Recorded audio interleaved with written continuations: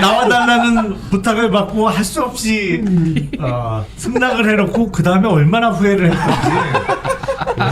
피곤해 죽겠는데 이게 밤늦게 여기 생각보다 멀어요.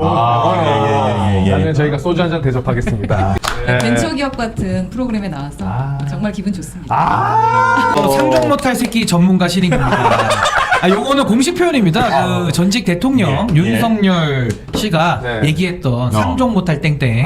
실제로 기자들 사이에서 회자되는 말이고 제가 이제 어떤 부분에 있어서 상종을 하기가 힘들었는지 그 부분 제가 오늘 낱낱이 밝히고 갈 이준석 전문 폭격기 등장했습니다. 책을 통해서도 배울 수 있는데 간접 경험이죠. 근데 간접 경험보다 이 직접 경험이 주는 임팩트 훨씬 세거든요. 그건 맞죠. 저는 정말 직접 경험을 통해 가지고 있는 그대로 제가 보고 듣고 맛보고 즐기고 했던 모든 것들을 갖다가 오늘 제가 검증대 위에 올릴 거기 때문에 이 영상 보시는 분들 좀 도움이 되셨으면 좋겠습니다. 아니 근데 요거 먼저 좀 치고 하는 게 좋을 것 같아.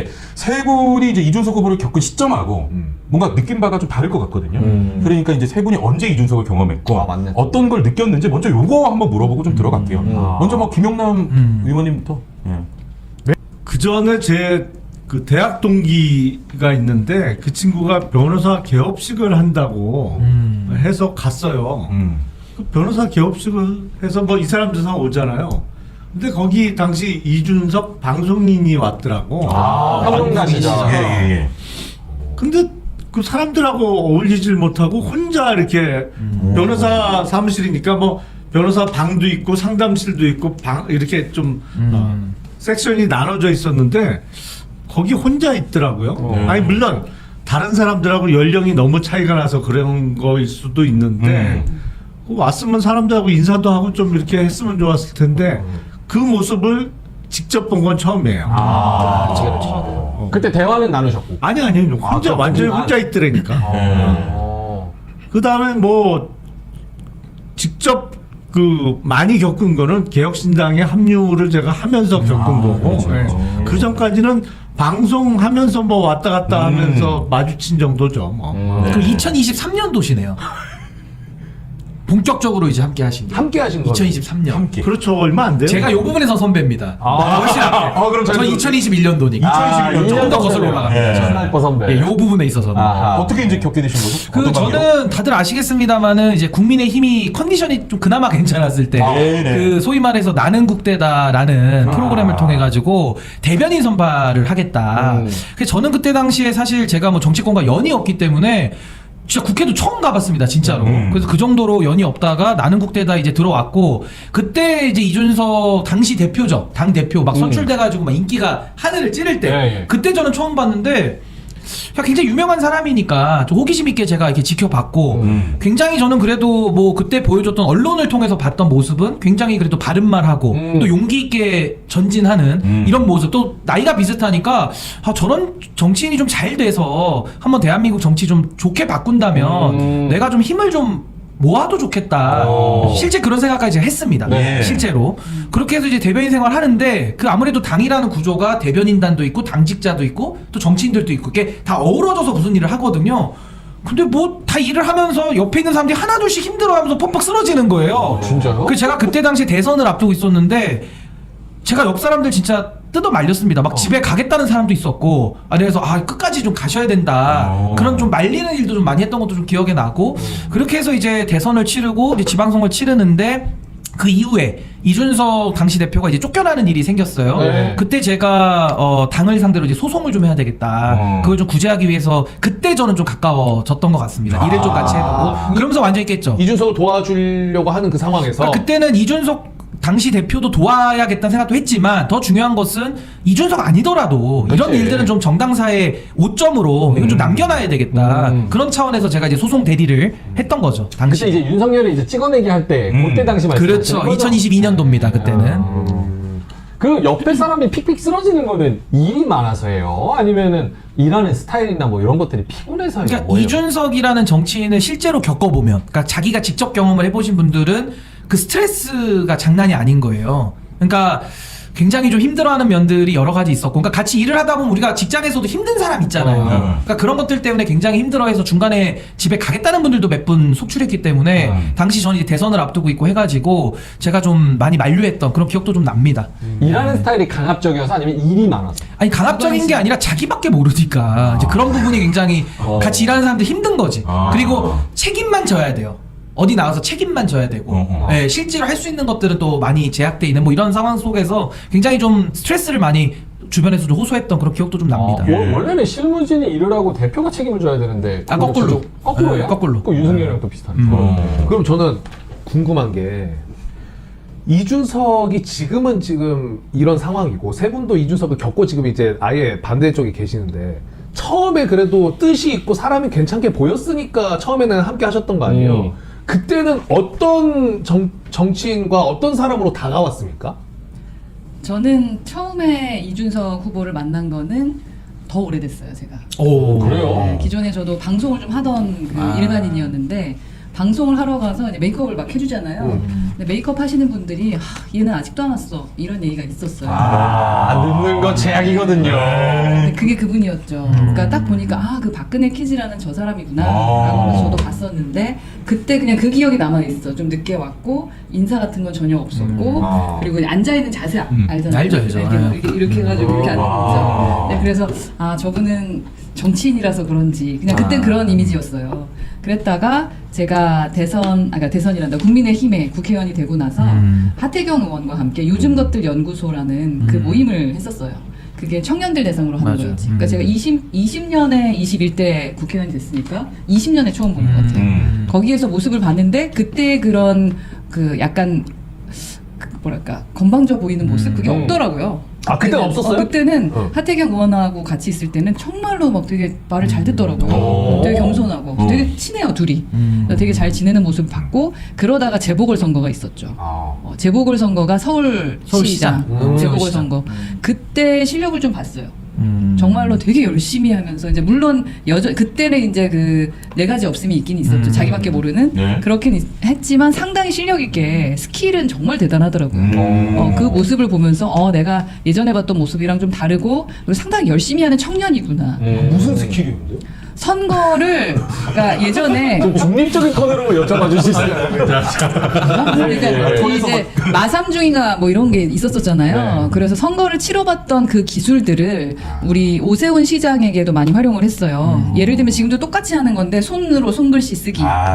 그리고 각각 서울시 곳곳마다 그 공약을 따로 해가지고 영상으로 따로 촬영하고 좀 기발한 게 있다는 기발한 거죠. 그런 아이디어, 캠페인 아이디어, 캠페인 아이디어가 있었고 그리고 또 청년들에게 마이크 넘겨주는 거 뭐 그런 부분들을 함께 하는데 저도 이제 그 브랜드 전문가니까 뭔가 조언을 해주고 싶었지만 잘 하기 때문에 그 일을 벌려놓으면 수습하면서 일 처리하고 하는 거 같은 공동 제가 본부장이었을 거예요 아마. 그래서 그때 봤었습니다. 세 분이 말씀하시는 지금 공통적인 게 인사 안함, 뭐 늦음, 그리고 뭐 이렇게 누워 있음, 거들먹. 자세 있지, 자세. 그 집비 모름, 뭐 이런 것들이 어떻게 보면 그 MZ나 이제 젊은 층에서 지지하는 건 그게 당당함으로 화면에 비춰져서 저게 젊은 층이 뭐 나이 든 사람들도 거기 많은데 경력 많은 사람 기 안 눌리고 자기 할 거 그냥 한다 해서 당당하다 해가지고 지지하는 맞아요, 층들도 맞아요. 있거든요. 네. 근데 실제로 세 분이 겪어 보셨을 때는 그게 왜 안 좋게 실질적으로 다가왔는지가 좀 궁금해요. 김용남 의원도. 믿기가 어려워요. 믿기가 어렵다. 믿기가 어렵다? 말한 거를 믿기가 어려워. 나중에 말을 확 뒤집어. 그래서 그 말을 신뢰하고 같이 일하던 사람이 황당해져요. 맞아요. 친한 사람도? 아니 그러니까 그거는 그 친하고 안 친하고는 별로 중요하지 않은 것 같아요. 그러니까 그래요? 구체적으로 뭐가 있으셨는데? 그러니까 개혁신당을 창당하고 나서 작년 4월에 총선을 치르기 전에 이른바 제3지대 빅텐트를 치자 이런 얘기가 나왔어요. 뭐 찬성하는 사람도 있고 반대하는 사람들도 있었지만 어쨌든 빅텐트가 필요하다고 하면서 나한테 협상 대표를 하라고 해서 그때 내가 개혁신당 협상 대표로 나가고 그리고 새로운 미래는 김정민 의원이 나오고 뭐 조홍천 이원호 그때는 뭐 원칙과 상식이었나 뭐 그쪽에 한 분 하고 뭐 금태섭 의원하고 해갖고 협상을 사자가 테이블을 만들어서 계속 하는데 아니 뭐 빅텐트를 치자고 했으니까 내가 나간 거고 그 협상하는 과정에서 사실은 양보를 많이 얻어냈어요. 거의 다. 해갖고 전국적으로는 우리가 얻을 수 있는 건 다 얻어냈어. 네. 물론 쉽지 않았어요. 뭐 그 시간도 오래 걸렸고 뭐 깨질 위기도 있었고 그래서 꽤 오래 했지. 그 협상을 그랬죠. 한 열흘 했나요? 열흘 이상 열흘? 했나? 그 중간중간 이준석이랑 소통도 계속 하셨어요? 그럼요. 그건 당연한 거죠. 거기에 대해서 늘 이준석 매일매일 좋아요 만났죠. 했고 네. 그래갖고 결국에는 작년 그 설날 연휴 들어가는 첫날 연휴 첫날 합의가 됐어요. 합의가 됐는데 그 이틀 만에 깨버리더라고. 혼자? 말 바꾸기지 말 바꾸기. 그러니까 이준석이 뭐라고 해가지고 깨진 거예요 그게? 아니 이 합의를 하고 합의문을 했어. 이렇게 그 공식 합의문 또 뭐 이면 합의문까지 다 만들어갖고 우리가 얻어낼 수 있는 건 다 얻어냈어. 그래서 하루 쉬고 이틀째 되는 날 이제 당시 이준석, 이낙연, 저 그리고 또 한 명이 이원욱 의원 뭐 이렇게 네 명인가가 서울시 내 모 식당에서 상견례를 겸해서 만났어요. 오, 그거 다 됐네. 뭐 당명, 당 색깔 그리고 뭐 대표권 다 얻어냈는데 네. 상견례 하니까 좋은 자리잖아요. 좋은 얘기하고 덕담하고 이제 잘해보자. 총선 이제 얼마 안 남았으니까 총선이 약 8, 90일 정도 남았을 텐가. 그런 얘기하려고 만나는 자리였는데 와갖고 뭐 계속 내가 느끼고는 시비를 거는 거야. 꼬투리 잡는구나. 자꾸 시비를 걸더라고. 네. 근데 어쨌든 상대방이 좀 참고 그날은 밥 먹고 그냥 기자들한테 좋은 얘기만 하고 백브리핑이라고 하잖아요. 백브리핑하고 헤어졌어. 근데 연휴 끝나고 회의를 하는데 그때부터는 본격적으로 깨기 위한 빌드업을 하더라고. 협상은 다 했는데. 협상해갖고 얻을 건 다 얻었는데 결국엔 그래갖고 일주일 좀 지나서 한 열흘 만에 깨졌는데 그건 공식적으로 깨진 거고 그 전부터 이미 깨기 위한 작업을 쭉 했어요. 전국적으로는 이제 완전히 박살이 났지. 그 합의가. 아니 이거 믿고 일을 한 사람 입장에서 그 고생을 엄청 한 건데 고생해갖고 지금 성과도 냈는데 아니 이걸 이렇게 허탈하게 깨버려? 아니 그리고 깰 것 같으면 아예 안 했어야지. 애초에 안 했어야지. 그렇죠. 그러니까 자기밖에 모른다는 게 저 부분인 거네. 결국 뭐 사람들은 다 일을 했는데 내가 싫으면 안 해. 이렇게 딱 깨버리면은 그렇지. 이런 사람만 바보 되는 거고 또 협상한 상대방과 한 이야기와 약속이 있을 텐데 그것까지도 그렇죠. 아예 그게 또- 사실은 상당히 민망해지죠. 그렇게 그렇죠. 되면. 왜 그러면 이준석은 깼다고 생각하세요? 깨려고 했다고 생각하세요? 두 가지 원인이라고 저는 생각해요. 하나는 김정인 위원장이 이낙연 대표를 너무 싫어해요. 여론이 좀 안 좋기도 했고. 아니 그거보다도 여론보다도 일단 김정인. 안 좋아해. 김정인 위원장이 그래서 깨라고 그랬어. 왜 쓸데없는 짓을 하냐. 그게 큰 원인 하나고 두 번째는 펜코에서 난리가 났어. 펜코에서 난리가 나니까 자기 코어 지지층인데 여기에서 이탈자가 나오니까 그거를 며칠도 못 참더라. 견디지 못하는구나. 그러니까 동료보다 펜코 여론이 더 중요한 사람이네요.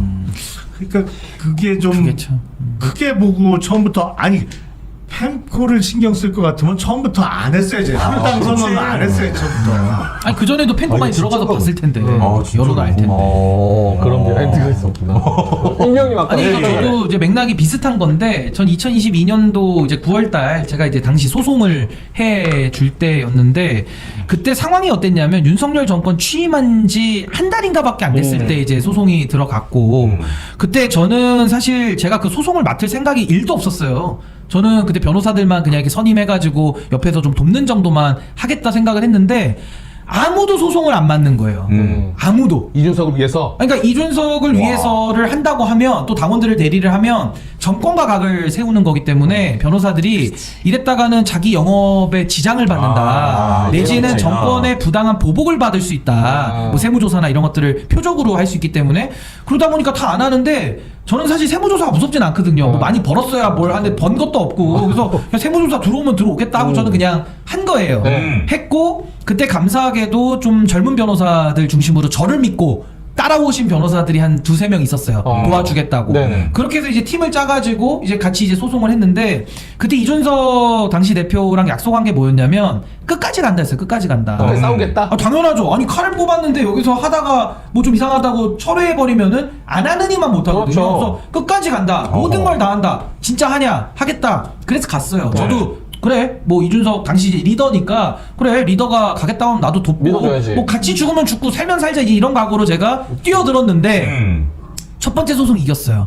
이기니까 또 막 어깨에 뻥 들어오고 막 좋아가지고 막 난리가 났어. 계속 간다 했는데 이제 그때 국민의힘이 당원 당규를 바꿔버려요. 그래서 이제 두 번째 했을 땐 졌어. 그러니까 좀 찍어내기 비겁한 할 때. 방법을 썼지. 근데 그 방법도 너무 이제 이상한 지금처럼 막 한덕수 올리고 이제 이 정도 수준의 아주 이상한 방법이었기 때문에 2심 올라가고 3심 갔으면은 당연히 이긴다는 확신을 갖고 있었고 네. 처음에 본인이 끝까지 간다 그래서 저도 했기 때문에 당연히 끝까지 가는 거거든요. 근데 1심 딱 지고 나니까 연락도 안 돼. 연락이 안 돼요? 연락도 안 돼. 그러더니 딱 그 이제 상고하는 마지막 항소하는 마지막 날쯤에 이렇게 안 해버리겠다라고 해버리더라고요. 이렇게 안 한다. 근데 그게요. 저는 그래도 뭐 의뢰인 입장이니까 너무 열받지만 안 한다는데 어떡해. 그냥 존중을 하고 저는 그냥 하는데 그 같이 들어온 변호사들도 있잖아. 그렇죠. 그 사람들한테 또 엄청난 피해가 우려되는 거예요. 예. 전 중간에 있으니까. 그래서 제가 야 이준석이라는 인간은 입이 앞서고 말이 앞서는구나라는 걸 제가 그때 처음 깨달았죠. 그때 당시에. 그러니까 뒤집어버리는 게 이렇게 비슷하네. 중요한 문제를 본인이 떠들었던 말도 스스로 못 지키는. 근데 그때 가만히 생각해 보니까 그때 이준석 대표가 아마 형사 관련돼서 소환을 받고 막 그랬었어요. 지금 뉴스 찾아보면. 그러니까 그때 아마 형사 소환 받고 하니까 본인이 굉장히 좀 위축이 됐을 수는 있어요. 근데 이제 제 주장에는 아니, 처음 약속한 게 있고 끝까지 싸우기로 해서 이 일을 벌려는 놓고 책임지지 않고 그냥 본인이 위축되고 좀 스트레스 받는다 그래가지고 말을 바꿔버리니까 저는 이제 이러면 난 같이 일하기는 매우 어렵겠다. 이제 그 생각을 제가 그때 처음 느꼈습니다. 처음. 그때 수임료는 좀 받았어요? 뭐 그냥 최소한으로 거의 뭐 안 받은 것과 같은 액수에 그냥 거의 뭐 소송 실비 정도만 받고 했는데 근데 그때 돈 보고 한 것도 아니니까 그렇죠. 유의미하니까. 유의미한 그렇죠. 사건에 의미를 두고 했기 때문에 예. 근데 어쨌든 그 약속을 안 지킨 부분은 굉장히 저도 힘들었지만 주변에 있는 변호사들에게 제가 굉장히 저도 약속을 어긴 게 되거든요. 그렇죠. 민망하죠. 엄청 근데 그건 또 의뢰인의 의지니까 또 안 한다는 걸 또 어떻게 해. 이걸 뭐 어떡할 거야. 그러니까 그런 식의 저도 좀 신뢰가 많이 깨졌던 그런 기억이 좀 납니다. 아니 그러면 그 처음에 소송에서 이겨갖고 성공보수를 받아야 되는데 성공보수 안 줬다고 해갖고 이준석 후보를 상대로 소송해갖고 예, 그 담당 받아낸 변호사가 또 그 소송을 했어. 사건하고 신 변호사가 했던 같은 거 아니에요? 같은 겁니다. 같은 거. 그 사건이 그 사건. 같은 거예요. 근데 그 변호사도 제가 소개한 변호사인데 그분은 이제 따로 또 계약을 맺었더라고요. 제가 모르는 상태에서. 그래서 그거 관련된 이제 성공보수상 한 번 이겼으니까 그거 관련된 소송이니까 그건 뭐 제가 깊이 개입하기가 그랬고 그 말고도 다른 변호사들이 한둘 더 있었어요. 근데 그분들은 제가 설득해서 데리고 온 건데 끝까지 간다. 아니 야 끝까지 가니까 우리 같이 한번 동지애로 하자 이렇게 했는데 1심 딱 지고 나니까 딱 태도가 바뀌더라고요. 저러면 대통령이 아니라 그냥 일반 사업도 저렇게 신의가 없어. 아니 그래서 전 이번에 이준석 당시 의원이 계엄 때 담도 못 넘고 굉장히 좀 쫄보 같은 모습을 보였잖아요. 네네. 그게 전 이해가 돼. 굉장히 겁이 많은 사람이에요. 아 이준석 후보가 아니 겁이 많으니까 2심도 못 가고 3심도 못 가고 싸움을 중간에 압박 들어오니까. 포기했던 그 모습을 제가 전제해놓고 보면 아 계엄 때도 굉장히 쫄아서 담을 못 넘었겠구나라는 게 좀 이해가 되는 면이 좀 있는 겁이 거죠. 많다. 겁이 많아요. 당대표 쫓겨날 때는 진짜로 셀 수 없이 많아가지고 그거를 얘기하면은 한 시간으로 안 될 것 같고 네네네. 제일 처음에 경험했던 거를 말씀을 드리면 21년도 6월에 국민의힘 당대표 선거가 있었잖아요.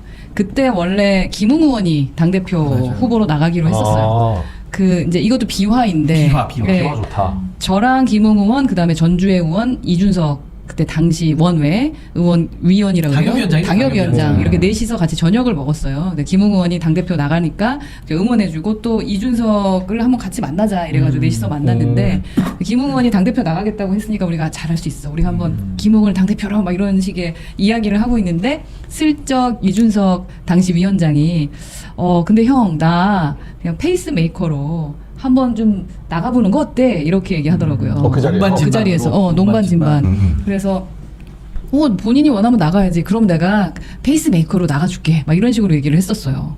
그래서 이준석이? 이준석이 이준석 후보가 김웅 의원한테는 형이라고 불렀었어. 네. 웅이형 웅이형 이렇게 하면서 계속 김웅 의원이 그래서 되게 싫어해요 지금 이준석 후보 되게 싫어하는데 굉장히 보니까 싫어해. 네. 다 싫어해. 그게 이제 왜냐면 나중에 알게 됐는데 여론 조작한 게 알게 됐고 됐으니까 더 좀 억울하다고 그렇지. 느껴졌을 것 같고 그게 또 명태균이네요. 그렇죠. 그리고 당 대표로 나가는 전략들을 막 다 얘기를 했잖아요. 근데 그걸 같이 다 듣다가 그냥 자기는 옆에서 하다가 마지막에 어차피 자기는 안 될 테니까 이런 식으로 했었는데 알고 보니까 나중에 이제 여론 조작처럼 다른 분하고 이미 또 나는 당신을 지지하겠습니다라고 다른 후보를 만나서 얘기를 했었었대요. 아 양다리였구나. 양다리였던 거예요. 이거는 그러면서 진짜 비화다, 비화. 그렇죠. 그러면서 페이스메이커를 거기도 한다고 했겠지. 그러니까 자기를 적으로 이번에 지금 삼지대처럼 삼자가 되는 거랑 똑같네. 윤석열이랑 찾아온 사람 다 지지한다 그랬잖아요. 윤석열. 네. 똑같네. 그렇게 했던 거예요. 그리고 그래서 이 차량을 가지고 김웅 의원이 그때 캠핑카 타고 캠핑카 타고 도는 거 있잖아. 처음엔 괜찮다 그랬는데 나중에는 말을 바꿔서 그거 그래서 하지 말라 그랬는데 뭐 김웅 의원이 그렇게 하는 바람에 내가 어쩔 수 없이 당대표 후보로 나가기로 했다라고 하고 말을 바꾸더라고. 근데 요때가 이제 그 피자 시켜놓고 딱 기다려 그때입니다. 그때가 여론이 움직일 때 하면서 이제 자기가 뜨는 거지. 내 대한민국 커뮤니티 뒤집어 질 거야. 그때야. 그때가 요거랑 명태균이랑 그때 같이 겹치는구나. 김웅 의원은 이제 후보로서 막 캠핑카 타고 다닐 때지. 그래서 컷오프 됐잖아. 컷오프 됐죠, 되고. 컷오프. 근데 이제 원래 당대표로 나가겠다고 했던 건 더 먼저였는데 김웅 의원이 못해서 자기가 나가기로 했다라고 말을 바꾸는 걸 그때 내가 눈치챘어야 되는데 그때는 이제 김웅 의원이 무안할까봐 저렇게 얘기하나 보다 그냥 그렇게 생각했었는데 알고 보니 나중에 보니까 여론 조작 근데 명태균은 알 수가 없지 그때. 나는 명태균 전혀 알 수가 몰랐고 없지. 그리고 이제 김웅이 아닌 다른 사람을 지지한다고 했었으니 어쩌면 또 다른 사람을 했었을 수도 있어. 와. 다른 사람 그때 몇 명 안 되는데. 뭐 김은혜도 나오고 몇 명 나왔어. 남자분이셨어 남자분. 아니 근데 그건 남자. 진짜 남자. 그냥 인간적으로 좀 악질적인 거 아니야? 내 페이스메이커 해줄게라고 붙어가지고 사실은 여론 조작가를 같이 붙여서 내가 실제로 당 대표가 돼버리고 이 사람을 버린다? 그러니까 얼마나 김웅 전 의원이 지금 불쾌하겠어요. 예를 들면 이런 건가? 당내 경선이 있어.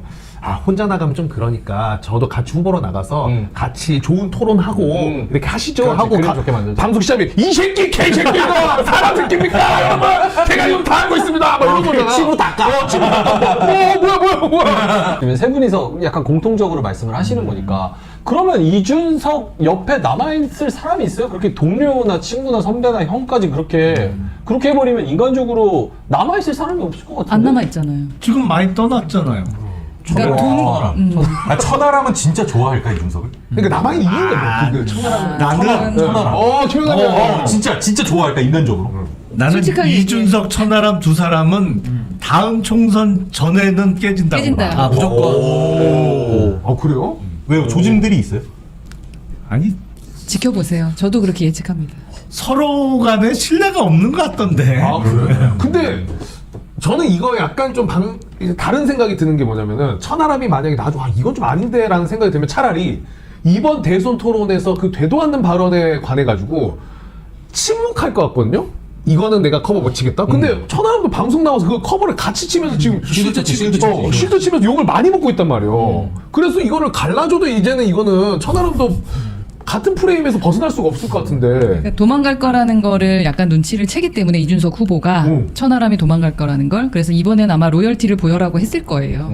왜냐면 기존에 다 도망갔었잖아요. 그래서 말을 안 했었기 때문에 이번엔 하라고 했을 텐데 그럼에도 불구하고 지켜볼 만합니다. 왜냐면 서로 그렇게 신뢰를 한다고 볼 수가 없고. 그리고 천하람 의원은 이제 제가 또 저도 뭐 관계를 많이 맺어왔기 때문에 사람은 되게 좋아요. 근데 사람은 되게 좋은데 그분은 굉장히 현실적 이익에 밝은 사람이에요.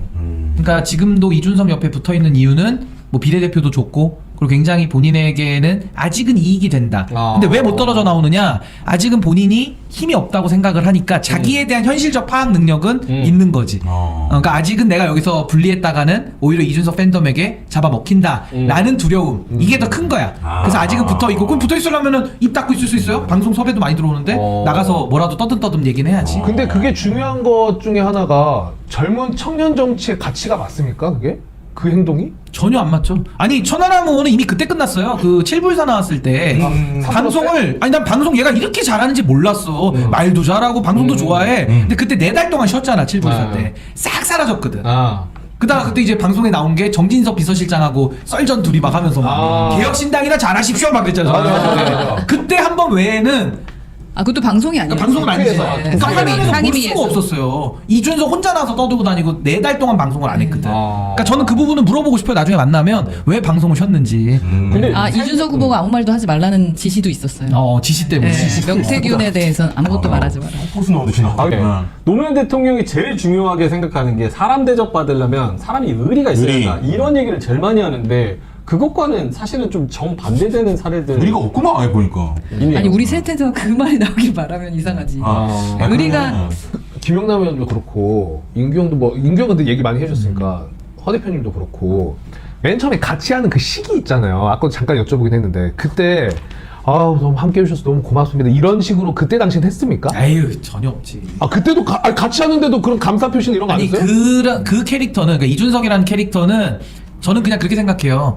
한 번도 누구의 지시를 받아서 일을 해본 경험이 없는 사람이에요. 그러니까 예를 들면 뭐 우리 김용남 의원님도 검사 생활 오래 하셨고 또 우리 허은하 대표님도 기업 활동하셨으니까 보통은 자기 커리어를 쌓아가면서 누구의 뭐 지시도 받아보고 또 지시해보기도 하고 그러니까 일도 지시 받아본 사람이 또 잘 지시도 해. 받아본 사람이 경험이 있으니까. 근데 이준석이라는 사람은 단 한 번도 누구의 지시를 받아보고 일을 해본 적이 전혀 없어요. 그러니까 시작부터 그냥 박근혜 퀴즈로 그냥 관리자를 했기 때문에 정치권에서는 그러니까 누구에 대한 고마움 이런 게 전혀 없고 그냥 당연한 거야 모든 게. 아니 왜 그러지? 정치 선배가 함께 하기로 했고 당연하게 의원직 같은데. 내려놓고 왔는데? 그거 당연하게 여겼을 것 같은데. 같이 합시다 얘기는 있었는데 고맙다는 얘기는 못 들어본 것 같아요. 고마웠으면 정치를 어떻게 해? 그래도 표현하고. 약간 이준석의 내부조는 그런가 보네. 결국은 사람은 이 지금 이익과 플러스와 마이너스가 플러스가 서로 되면은 그냥 하는 거고, 그러니까 인간적인 무언가 교류나 막 이런 생각은 좀 없는 것 같네요. 저도 고맙다는 얘기는 한 번도 못 들어봤어요. 진짜 의원직 내려놓고 갔는데? 그거 못 들어봤어요. 그러니까 얻을 게 있어서 자기한테 온다라고 생각하는 그런 이 얘기하고 멘탈을 갖고 있어요. 얼마나 심각한 일이 있었냐면 3년 전 대변인의 임기가 마치는 그 즈음입니다. 네. 언제냐면 이제 계약을 했기 때문에 대변인 선발이 되고 그러고 나서 한 8개월 정도, 그러니까 대선이 2022년 3월이었잖아요. 3월 9일 그때까지 이제 대변인을 하기로 해서 이제 들어간 거예요. 들어갔는데 그때 이제 김현주 대변인이라고 있습니다. 김현주 대변인이라고 저랑 이제 같이 일을 했던 분. 근데 대변인을 이제 자기가 뽑았잖아. 외부인들을 뽑았잖아. 그분은 심지어 방송인 출신이고 또 저도 뭐 변호사업 하고 있고 제 삶을 좀 내려놓고 좀 희생하고 온 것도 맞거든요. 그걸 알아달라는 게 아니라 옛날에 그 아나운서 하시던 그분도 방송인 출신인데 대변인으로 어떻게 보면 와준 거란 말이야. 이준석의 그 짜놓은 판에 온 거죠. 얼마나 사실 고마워요. 사실 엄밀히 말하면 본인이 이제 올라가는 거니까. 근데 그때 자기가 뽑은 사람들 임기가 만료되는 거면 고생했다고 하거나 이제 그때 대선도 이겼을 때니까 뭐 수고했다고 하거나 뭐 밥을 사거나 아니면 뭐 이제 이쯤 했으니까 이제 우린 내가 여기까지입니다라고 사줬지, 하든지 안 하니까 이제 우리 수석 대변인님이 그때 하신 거고. 근데 그런 통보를 1도 안 주는 거예요. 문자로도? 아무것도 없어. 그래가지고 그 김현주 대변인님이 좀 성실하신 분이거든요. 성실하시고 좀 꼼꼼하시다 보니까 난 아직도 대변인인가 이러면서 그냥 막 논평을 막 썼어요. 그냥 원래 하던 대로 그냥 성실하게 하신 거야. 그랬더니 그 실무자 한 명이 와가지고 임기 다 종료되셨는데 이거 왜 쓰셨어요? 이런 말을 들은 거야. 굉장히 그 전에도 뭐 여러 가지들 뭐 좀 이렇게 뭐 왜 일들이 없었겠어. 뭐 그분뿐만이 아니라 다른 대변인들도 뭐 중간에 나가고 싶은 사람들 꽤 있었기 때문에 뭐 여러 가지 일들이 있었습니다만은 마무리 자체에서 고맙다는 말 정도가 그건 너무 큰 바람이고 그냥 마무리라는 것조차도 본인이 벌려놓은 일에 스스로 마무리를 하지 않는. 그래가지고 그 실무자한테 통지를 받고 얼마나 황당해요. 그리고 사람이 좀 우스워질 수 있잖아. 그랬던 것도 제가 기억이 납니다. 그게. 그러니까 굉장히 주변 사람에 대한 고마움을 잘 몰라. 그러니까 둔감해. 이준석이라는 사람을 좀 파악하는 게 오늘 핵심이잖아요. 방송의 목적이기도 하고. 그러니까 저도 그런 오해를 이준석 쪽에서 퍼뜨렸기 때문에 공통되는 부분인데 이준석의 유니버스 세계관에서는 다 자기의 힘으로 우리가 살아간다고 생각하는 거예요. 그러니까 자기가 중심이고 지금 뭐 김용남 의원님, 허은하 대표님 또 신인규라는 사람도 내 덕분에 사는구나 좀 이렇게 다 생각을 하고 있는 거야. 다 무임승차자라고 생각을 그렇지. 다 무임승차. 맞아요. 다 전장현이야. 그 단어를 써요. 동경여대야 지금. 맞아요. 그 단어를 써요. 아니 그래가지고 이렇게 얘기를 하잖아요. 그 증거를 제가 대볼게요. 허은하 대표님은 원래는 당내 사무총장의 전횡이나 이런 것 때문에 저항하면서 당대표로서 권한 행사하다가 사실은 이 힘든 일을 당하고 계신 건데 알고 보니까 이준석은 어떻게 표현하냐면 비례대표 달라고 3시간 동안 울었던 사람. 그래. 그리고 김용남 의원님에 대해서도 비례대표 안 주니까 지금 삐져서 나간 사람 이렇게 돼 있고, 신인규는 또 어떤 거에서 삐졌다고 얘기를 하냐면 송파구청장 그것도 2022년도에 네. 그것도 시계열도 안 맞아. 시계열도 제가 아까 그 힘들게 소송해줬다 그랬잖아요. 소송 전이야. 그러니까 지방선거라는 건 2022년도 3월, 4월, 5월달 그때 얘기고, 소송은 7, 8, 9월달 얘기예요. 근데 그때 제가 송파구청장에 대해서 전략공천을 기대했다는 식으로 방송 나와서 허위사실을 유포하더라고요. 맞아. 근데 진짜 기가 막히죠. 아니 한 적도 없는데 했다 그러니까 얼마나 어이가 없습니까? 녹음도 막 다 가지고 있다. 아니 녹음이 없어 그거는. 왜냐면 내가 전화한 적이 없거든. 문자를 한 적도 없고 나 이준석 전화번호도 몰랐을 때예요. 근데 그때 제가 마치 송파구청장 전략공천을 기대했는데 그게 신인규의 기대대로 안 됐기 때문에 제가 지금 이렇게 흑화됐다는 식으로 얘기를 해요. 맞아. 아니 근데 제 입장에서 황당한 게, 저는 그때 나이가 37이어가지고요 송파구청장 제가 경선 무조건 해달라 그랬어요. 제가 구청장이 되더라도 야 너 낙하산 아니야 그 말 듣기 싫어가지고 난 무조건 경선을 하겠다. 전략은 와도 주지도 않지만 달라고 한 적도 없지만 난 무조건 경선이다로 얘기를 했고, 저 경선해가지고 1.8% 차이로 떨어진 사람이에요. 나름의 제 경쟁력도 지역에서 인정을 받았단 말이에요. 예. 근데 갑자기 저한테 무슨 전략공천을 바랬고 자기한테 기대했고 무슨 요청을 한 것처럼 사람을 완전히 이상한 사람 만들어버리는데, 그 방식을 놓고 보면 이준석의 유니버스에서는 저도 한 자리 달라고 요청한 사람인 거고, 그러네요, 진짜. 허 대표님, 김용남 의원님 다 한 자리 달라고 하고. 근데 팩트는 뭐냐? 다 지 어려울 때 도와줬던 사람들이야. 팩트는. 이게 팩트네. 근데 이게 제가 중요한 점이 뭐냐면 검조 논법이라고 검찰과 조선일보식 방식이에요. 예. 항상 프레임을 피해자 가해자를 바꿔버리고 항상 본인에게 유리한 쪽으로 이 상황을 틀어버린단 말이에요. 근데 본인이 스피커가 세기 때문에 그렇게 한번 싸질러 놓으면 그 지지자들이 또 테러를 가하고 그럼 저는 뭐 해명을 해도 의미가 없어요. 그렇죠. 지금 다 그걸 겪고 계신 거야. 모두가. 똑같아. 약간 정리를 보면 이런데, 그러니까 이준석은 자기가 무조건 대통령이 되는 길에 그냥 사람들이 들러붙어서 한 자리와 자기의 이익을 얻기 위해서 무언가를 한다고 그러니까 생각하는. 저를 불나방으로 본 거야, 불나방. 근데 그게 아닌데 난 대통령 될 거라고 생각도 안 해. 그리고 뭔 자기가 대통령이야. 대통령 돼서도 안 돼. 맞지. 정확하지. 아 진짜야. 그때 오늘 검증하러 온 거야 이 밤에. 졸려 죽겠는데. 그러니까 잠이 다 깨네 지금. 갑자기 집에 한 시간 지났지 지금. 우리 좀 오래됐어. 이제 마무리했는데. 이준석의 생각에는 내가 능력 있고 내가 뛰어나니까 그렇지. 다 무언가 얻을 콩고물이 있어서 다 나한테 들러붙는 건데, 거기서 자기네들이 얻지 못하면 나가는 건데 내가 왜 고마워하고 미안해하고 뭐 이렇게 해야 되냐라고 생각을 하는 거고, 거기서 또 팸코나 여러 가지 좀 지지하는 사람들은 맞잖아, 이준석은 뭐 하버드 나와가지고 능력 있고 뭐뭐뭐 토론에서 진 적이 없대잖아. 백전백승. 그러니까 이준석이 능력이 있으니까 붙는 거지라고 생각을 하고, 이준석은 거기서 같이 놀아나는 거고, 나머지 사람들은 그렇지. 뭐 마음 진심으로 도와줬을 때도 그냥 내 진심이랑 저 사람 생각이랑 다르니까 떠나가는 거고. 이건 누가 들어도 제정신이야?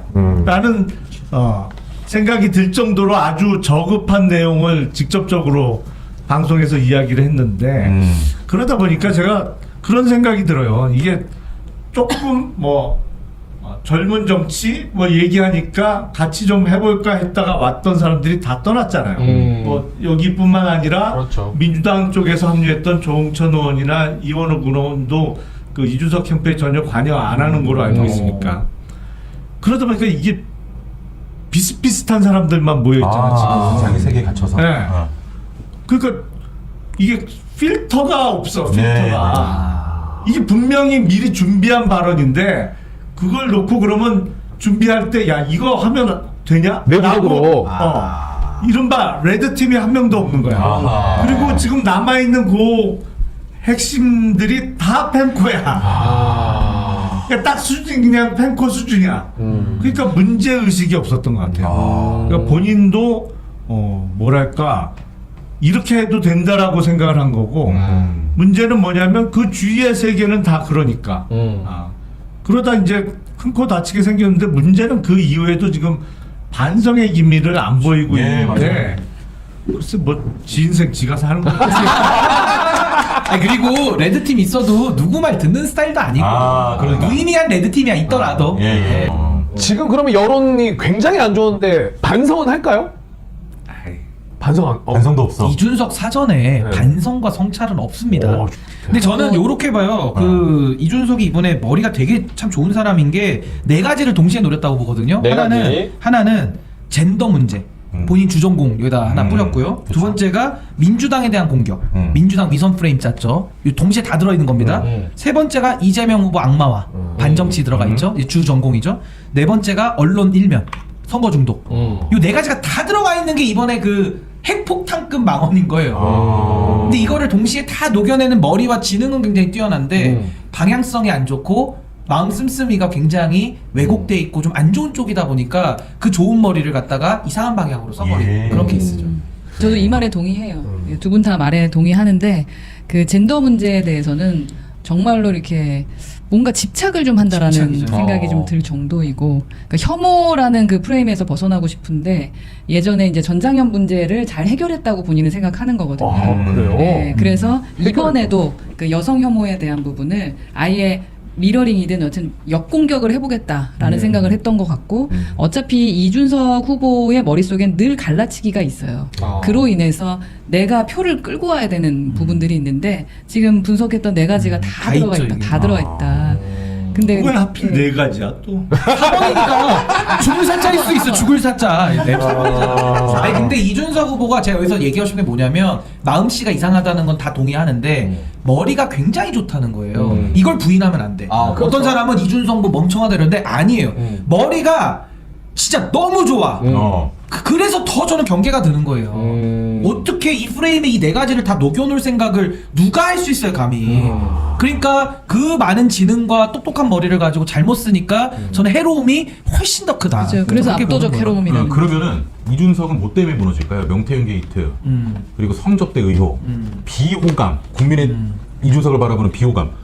결국 이준석을 무너뜨리는 건 뭐가 될까요? 근데 저는 무너질까요가 아니라 이미 저는 무너졌다고 봅니다. 이번에 이 발언이 거의 이준석의 정치 인생에 저는 그 뚝이 무너지는 그 작용을 했다고 이미 봐요. 왜냐하면 너무 지금 여론이 안 좋고요. 이게 그러니까 회복이 불가능하다고 저는 봐요. 그러니까 레거시 언론에서 띄우고 막 거의 죽어가는 사람 막 살리려고 어떻게 하겠지만 네, 예. 저는 정치적인 생명에서 다시 접붙이기가 매우 어렵다. 그렇게 그러니까 봅니다. 발언뿐만 아니라 그 뒤에 태도에서 기존에 이준석을 떠났던 사람들이 했던 말에 대해서 한번 다시 되씹어 보게 될 것 같고 그래서 정치인으로서는 좀 문제가 있는 사람일 것 같다라는 판단을 할 것 같아요. 정치인이라면 적어도 국민의 목소리나 민심을 듣고 그리고 반성해야 되는 건데 절대 지지 않으려고 하잖아요. 그러니까요. 예, 이 부분이 이준석을 무너뜨리는 되게 중요한 것이 될 거라고 생각해요. 아니 근데 그 우리가 외국 사례를 보면 우리가 외신을 통해서 접하는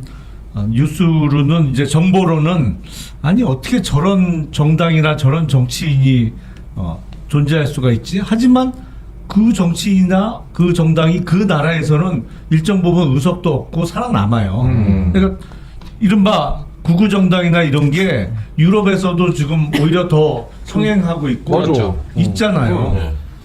그러니까 나는 정치적으로 완전히 끝났다 이번 발언으로 아닐 가능성도 꽤 있다고 봐요. 근데 앞으로도 계속 극단적인 발언 내지는 극단적인 모습을 보이면서도 생명력을 유지할 수도 있죠. 근데 전체적으로 그러면 우리 정치권이나 우리 사회에 긍정적인 요인으로 작용하느냐? 그건 아니지. 완전히 거꾸로지. 그렇죠.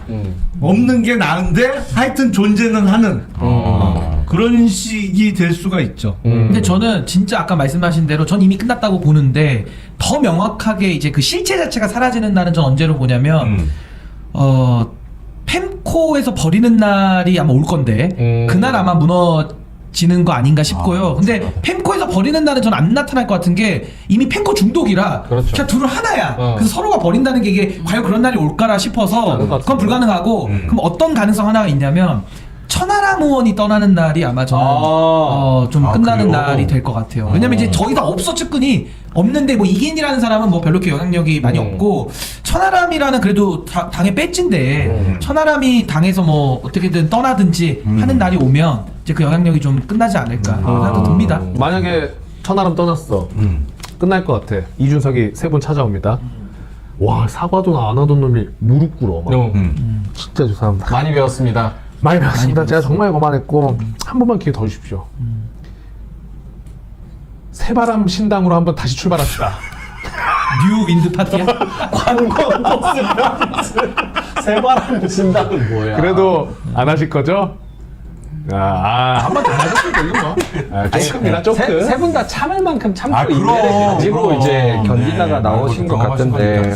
거니까. 아니 그런 말 있잖아요. 그러니까 한 번 속으면 그건 속인 사람이 잘못한 거예요. 맞아. 하지만 두 번, 세 번 속으면 그건 속은 사람의 그렇지. 잘못이야. 근데 이준석은 또 쫄보라 계엄 같은 거 또 못할 거야 아마. 근데 계엄 이상의 해로움을 주는 아주 은근한 유해함. 더 교활하다. 교활하고 지능적이고. 은근한 유해함. 그러니까 예를 들면 제일 대표적인 게 뭡니까 이준석? 나 혐오한 거 갖고 와봐. 매일 그래요. 저는요 혐오 그 이상을 하는 사람이거든. 그러니까 자기는 조롱을 투입해. 근데 나타나는 효과는 혐오 덩어리야. 근데 그걸 내가 안 했다라는 거야. 얼마나 뻔뻔해요. 그렇죠. 그러면 물어봐야지. 그럼 지지자들이 그렇게 혐오하고 있는데 그거 왜 안 말립니까? 안 말려요. 무책임. 알고서 이용하는 거지. 그러니까 뭐 더 내가 나쁘지. 어떻게 말리니까 그러니까 더 나쁘지. 그래서 저는 윤석열은 그냥 그 자체가 오히려 멍청하고 투명하다면은 이준석은 굉장히 지능이 높고 지능범이고 그래서 더 위험하다. 업그레이드 윤석열이다. 이해됐어. 업그레이드. 윤석열은 화생방이야. 이준석은 미세먼지. 그럼 정확합니다. 이준석은 정치를 왜 해요? 자기 뭐 개인적인 뭐 사리 사욕이 아니면 명예예요? 아니면 뭐 권력욕이에요? 뭐예요? 저는 박근혜 대통령이 잘못했다고 봐요. 그러니까 이준석이라는 사람을 영입해서 그냥 망쳐놨다고 봐요. 그리고 이미 뭐 호랑이 등에 올라탔는데 뭐 내릴 수도 없겠죠. 근데 정치 말고는 자기가 해본 일이 없는데 이제 와서 뭐 어떤 일을 할 거야. 딴 일 못하니까. 그 정치가 또 본인한테 재밌겠지. 매일 뭐 쉼표만 하나 페북에 올려도 기자들이 따옴표로 다 써주는데 얼마나 재밌어. 대한민국의 모든 언론이 다 발표했는데 감정 없대매. 얼마나 재밌겠냐고. 하나 대표님, 네. 이준석이 되면 유권자한테 이런 부분이 좀 안 좋을 거다. 판단하는데 좀 도움을 준다면.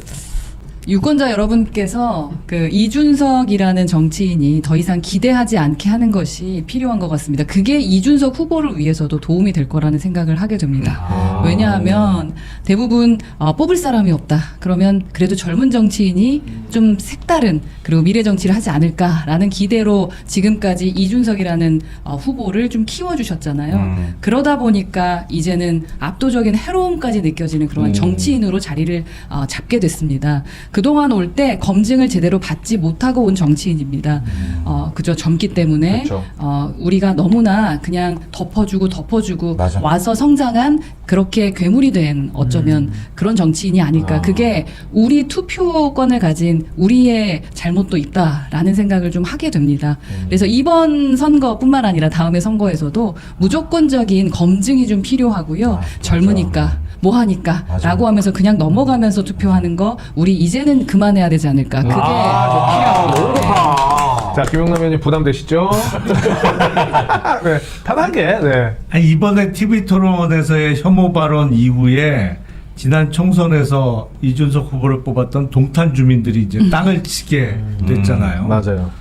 그 대선에서 표 주면 전 국민이 땅을 치는 일이 생긴다 이거죠. 동탄뿐만 아니라. 맞아요. 맞아요. 네. 민준이 형이 아까 얘기를 잘해줬는데 제가 느낀 점 이준석의 가장 안 좋은 점이 왜 정치를 하는지 중에 왜가 없다라는 것 같아요. 목적이 없어 내가 봤을 때는 그냥 그래. 나 궁금해. 그냥 하는 거야. 선거 재밌겠다. 하는 거야. 곧 있으면은 또 이제 총선 또 금방 오겠네? 하는 거야. 그게 가장 해로움이 아닐까. 아니 이준석은 정치를 게임으로 이해한다니까요. 그래요. 게임 재밌잖아. 네. 계속 게임 하는 거야 지금. 근데 이게 국민들에게는 어마어마한 유해함과 해로움으로 다가올 것이다.